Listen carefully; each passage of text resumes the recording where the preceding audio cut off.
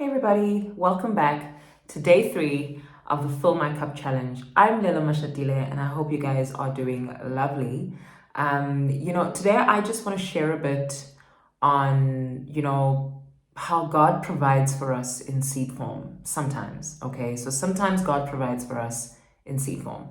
And I was just looking at the story about manna in Numbers 11, verse 7 to 8, and I'll quickly read it.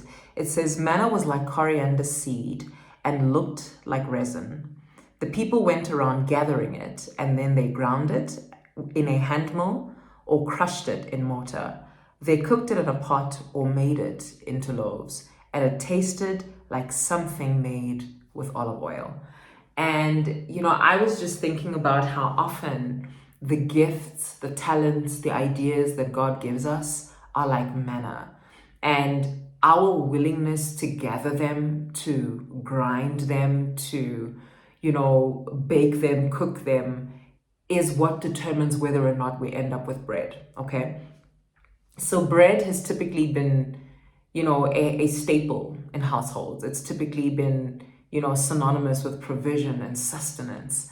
So when you see bread in the scripture, when I see bread in the scripture, I see provision. But the scripture says that this manna was like coriander seed. So it was bread in seed form. So God didn't give them the final product. God gave them the seed to be able to turn what they had into something that was consumable for them.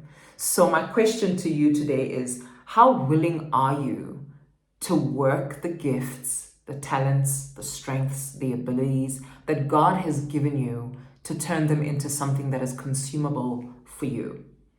Sometimes we can say, God, I need provision. God, I need more. I need more money. I just need more. And I think often we overlook what God has given us because we're thinking that God is going to give us the answer in finished form. But I'm here to tell you today that sometimes God provides for us in seed form.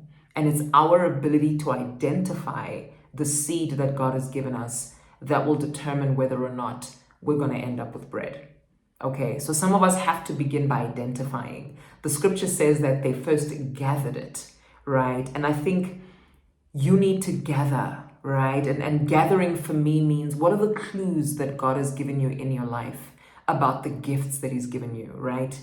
Success always leaves clues. There's always a clue as to how God has given you something. There's always a clue as to how your gift is effective. And I was just reflecting this week on some of my clues, some of the things that I've done naturally that if I actually was willing to work them, those things can become bread for me. And I was thinking about a particular person who, and I love them to bits, this person would just like call me for very specific problems, whether in their career, whether in their studies or something. But it's like, I would help them in a particular way. And I noticed that every time I helped them, it would work, right? Whether it works monetarily, whether it works in terms of making their process easier. But I have a knack for problem solving, okay? And I realized that I would solve these problems for free. Like I would just give of my time, give of my strategy, give of my ideas, and I wouldn't put a price on it because I realized that I didn't know the value of what I was providing until it was making somebody else win. And so I sat down and I asked myself, what would happen if you were willing to work on this, right? It's something that comes naturally to me. It's something that comes in seed form to me. But what would happen if I would take the time to work on the strategic skill and this gift of problem solving and this gift of being able to see opportunities where other people don't? What if I was willing to work that, turn it into a skill and a solution for other people so that I can sell it, right? It's similar with speaking. I've been speaking since I was 12. I always say this.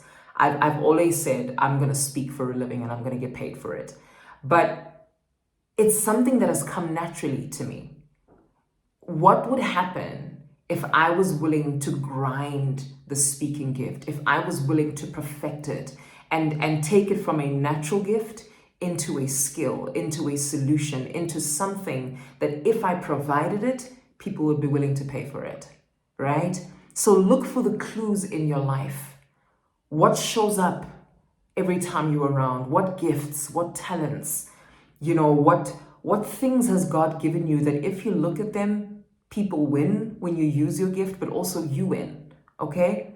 So after you've identified it, the next step would be to work it.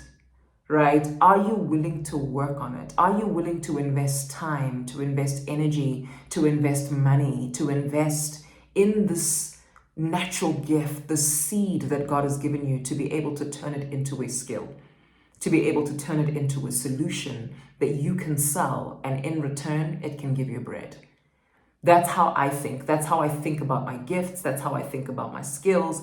And I just felt like this was a blessing, right? Not every gift that God gives us is gonna give us money as a reward, but I believe that some gifts do that. It's just our willingness to work them long enough and strategically enough to be able to turn them into something that other people need and they're willing to pay for. And so I hope that that made you think, and that this was helpful for you, and that you'll go into your own life and look for the clues, look for the seeds that God has dropped in your life that you would be willing to work and then turn them into bread. It's important for us to know that God gives us provision in seed form. I'll see you guys tomorrow. Bye-bye.